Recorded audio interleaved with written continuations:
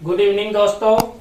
CD are के Saini BEd classes में आप सभी का हार्दिक स्वागत है, अभिनंदन है।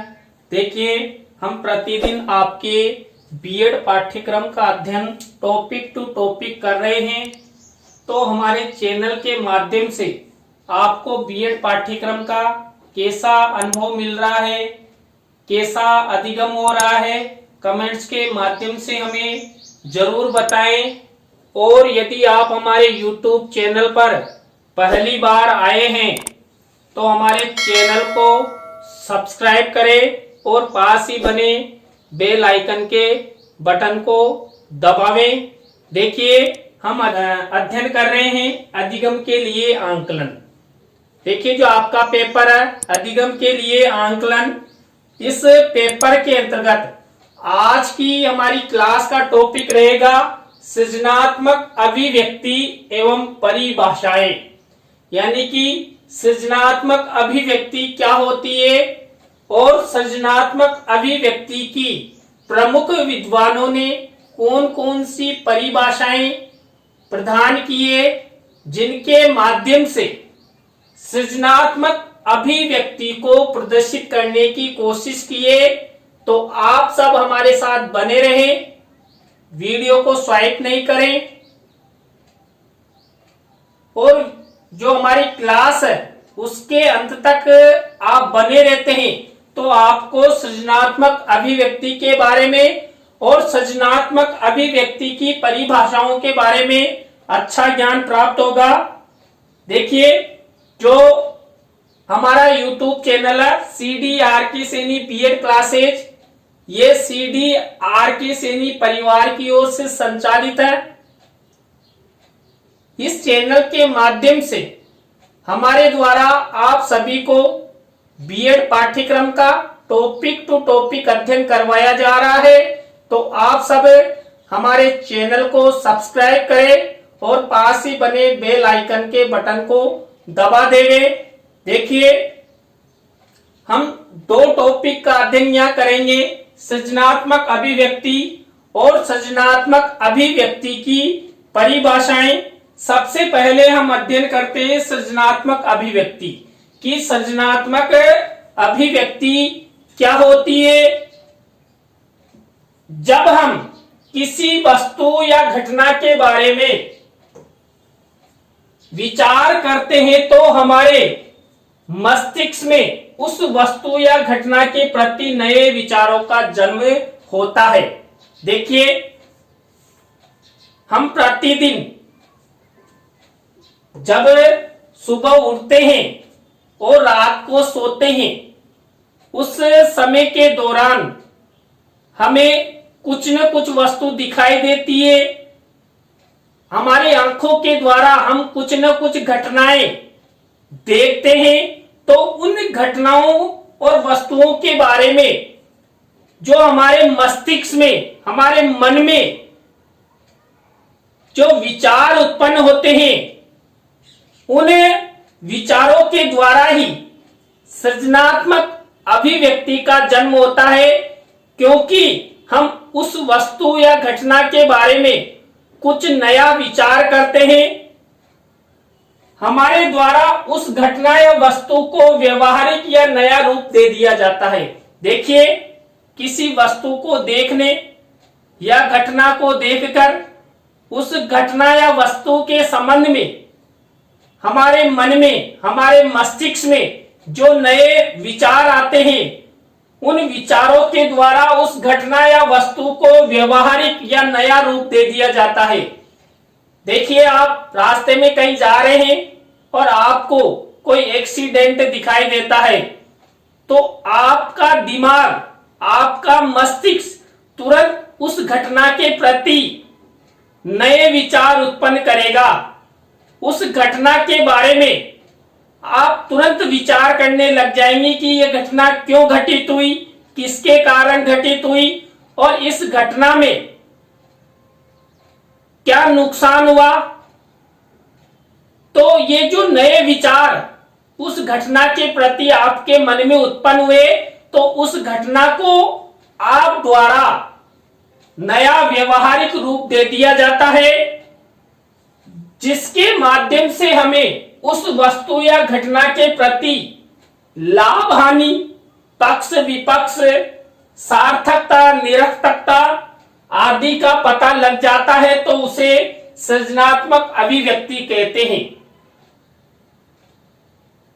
देखिए, हम जीवन में प्रतिदिन कुछ ना कुछ नया करते हैं जो हमें दिखाई नहीं देता है, लेकिन यदि उसे हम हमारे दृष्टिकोण के द्वारा देखें तो हम प्रतिदिन कई नई सृजनात्मक कार्यों का, नई सृजनात्मक अभिव्यक्तियों का निर्माण करते हैं। देखिए, हमारे घर पर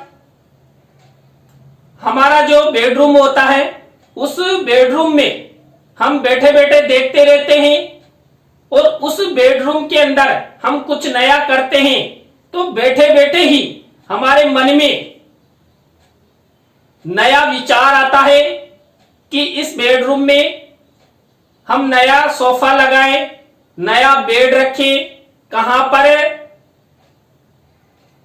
किस तरह का रंग हमारे बेडरूम में होना चाहिए। ये सब नए विचार आप प्रतिदिन कुछ न कुछ किसी न किसी प्रकार से उत्पन्न करते हैं। वो नए विचार उत्पन्न होना ही सृजनात्मक अभिव्यक्ति कहलाती है। आपके मस्तिष्क की सर्जन शक्ति विकसित होती है। देखिए, जो सृजनात्मक शक्ति होती है ये बाल्यावस्था में अधिक होती है। बालक जब स्कूल में जाते हैं तो वहां पर बालक को किसी भी प्रकार का कोई प्रोजेक्ट कार्य दिया जाता है या शिक्षण संबंधी गृह कार्य दिया जाता है, तो बालक उन कार्यों में सृजनात्मक अभिव्यक्ति उत्पन्न करते हैं, नया तरीका अपनाते हैं, क्योंकि बाल्यावस्था में बुद्धि का विकास तीव्र गति से होता है और उस बुद्धि को बालक सृजनात्मक कार्यों में अधिक लगाते हैं। तो यहां पर कुल मिलाकर देखा गया कि हमें जो भी प्रतिदिन वस्तु या घटना दिखाई देती है, जो हमारे सामने घटित होती है, उन्हें घटनाओं या वस्तुओं के बारे में हमारे मन में जो नया विचार उत्पन्न होता है, वही नया विचार सृजनात्मक अभिव्यक्ति कहलाता है। सृजनात्मक अभिव्यक्ति या रचनात्मक अभिव्यक्ति किसी वस्तु, घटना, विचार, कला, साहित्य निर्माण से संबंधित किसी समस्या का समाधान निकालने या कुछ नया निर्माण या नया आविष्कार करने या पुनर्सृजित करने की एक प्रक्रिया है। देखिए, जो सृजनात्मक अभिव्यक्ति होती है, रचनात्मक अभिव्यक्ति होती है, वो किसी भी घटना के बारे में, किसी भी घटना के विचारों के बारे में, कला के क्षेत्र में या साहित्य निर्माण के क्षेत्र में कुछ ना कुछ जो हमारे मन में नया विचार उत्पन्न होता है, उस नए विचार के द्वारा हम किसी भी समस्या का समाधान कर सकते हैं, नया आविष्कार कर सकते हैं, नई वस्तुओं का सृजन कर सकते हैं, निर्माण कर सकते हैं। तो सृजनात्मक अभिव्यक्ति को नया करने की, नया निर्माण करने की या नया आविष्कार करने की या पुनर्सर्जित करने की एक प्रक्रिया माना जाता है, जिसके माध्यम से बालकों में, नागरिकों में नई कला का विकास होता है। नई कला के माध्यम से वे अपनी सृजनात्मक अभिव्यक्ति को प्रदर्शित कर सकते हैं। ये हमारे चैनल का कीवर्ड है, जिसे आप गूगल, यूट्यूब, विडमेट या फेसबुक पर डालकर CDRK सैनी कीवर्ड द्वारा सर्च कर सकते हैं।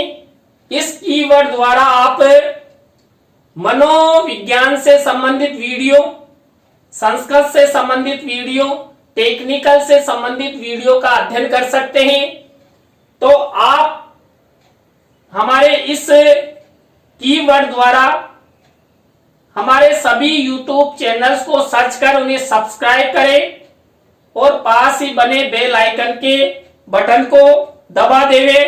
अब हम अध्ययन करते हैं सृजनात्मक अभिव्यक्ति की परिभाषाएं कि कौन कौन से विद्वान ने सृजनात्मक अभिव्यक्ति की कौन कौन सी परिभाषाएं प्रदान किए और उन्होंने सृजनात्मक अभिव्यक्ति को किस प्रकार प्रदर्शित किया है। पहला है श्रीमती आर के शर्मा। देखिए, श्रीमती आर के शर्मा द्वारा सृजनात्मक अभिव्यक्ति की जो परिभाषा दी गई, सृजनात्मक अभिव्यक्ति का आशय मस्तिष्क उद्वेलन की उस प्रक्रिया से है जिसमें किसी एक विषय पर अनेक प्रकार के विचार उत्पन्न होते हैं। उन विचारों के आधार पर नवीन एवं उपयोगी वस्तुओं या विचारों का सृजन होता है। सृजन में से निर्माण होता है। यहाँ पर देखिए निर्माण माना जाएगा। तो यहाँ पर जो श्रीमती आर के शर्मा द्वारा सृजनात्मक अभिव्यक्ति का आशय प्रस्तुत किया, उन्होंने भी यही कहा है कि सृजनात्मक अभिव्यक्ति मस्तिष्क उद्वेलन की यानी मस्तिष्क द्वारा उत्पन्न की गई एक नई कला है, मस्तिष्क का विचार है, जिसके द्वारा किसी एक विषय पर अनेक प्रकार से, देखिए हमें एक विषय दे दिया जाए या एक पॉइंट दे दिया जाए या एक वस्तु दे दी जाए, उस वस्तु के बारे में हमारे जो नए विचार उत्पन्न होंगे। मान लीजिए ये कलम है, इस कलम के बारे में हमारे मन में, हमारे मस्तिष्क में जो नए विचार उत्पन्न होते हैं, हम इस पेन की व्याख्या अपने विचारों के द्वारा कैसे कैसे कर सकते हैं। इन सब के द्वारा हमारे मन में नए विचार उत्पन्न करते हैं, तो उन नवीन विचारों के द्वारा नई वस्तुओं का या नए विचारों का जन्म होता है। देखिए, जो भी आप समाज में नया आविष्कार देखते हैं, ये नया आविष्कार कहां से आता है। देखिए, ये किसी व्यक्ति या बालक की सृजनात्मक अभिव्यक्ति होती है, मस्तिष्क की अभिव्यक्ति होती है, जिसके माध्यम से नया निर्माण होता है। नया निर्माण होने से नया आविष्कार होता है और जिसका उपयोग हम करते हैं। मान लीजिए शिक्षा क्षेत्र में कंप्यूटर का प्रयोग करना है। अब कंप्यूटर का प्रयोग कैसे किया जाए, क्या संसाधन होने चाहिए, तो सृजनात्मक अभिव्यक्ति के द्वारा हम ये पता लगा सकते हैं या ये नया विचार उत्पन्न कर सकते हैं कि कक्षा कक्ष में बालकों को कंप्यूटर एक बड़ी स्क्रीन पर पढ़ाया जाना चाहिए या फ्लैट पैनल के माध्यम से पढ़ाना चाहिए, जिससे बालकों को दूर से ही उस कंप्यूटर के अक्षर या शब्द दिखाई दे, जिससे बालक शीघ्र अधिगम करे।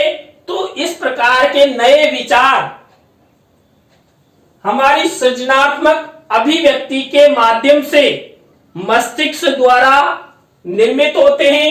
इसके बाद दूसरी परिभाषा दिए प्रोफेसर एस के दुबे ने।